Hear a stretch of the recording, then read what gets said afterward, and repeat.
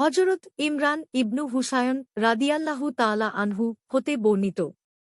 তিনি বলেন, আমি নবী সাল্লাল্লাহু আলাইহি ওয়াসাল্লামের সাথে অনেক যুদ্ধে অংশগ্রহণ করেছিলাম। মক্কা বিজয়ের সময়ও তাঁর সাথে ছিলাম। এ সময়ে তিনি 18 দিন মক্কায় অবস্থানরত ছিলেন। তিনি সাল্লাল্লাহু আলাইহি ওয়াসাল্লাম 4 রাকাত বিশিষ্ট নামাজ 2 রাকাত আদায় করছিলেন। তিনি সাল্লাল্লাহু আলাইহি ওয়াসাল্লাম বললেন, হে শহরবাসীরা, তোমরা 4 রাকাত করেই নামাজ আদায় করো। আমি মুসাফির, তাই 2 রাকাত আদায় করছি। আবু দাউদ 1229। মিশকাতুল মাশাবিহ 1342। কারণ এর সানাদে আলী ইবনু জায়েদ ইবনু জাদান একজন সমালোচিত রাবী।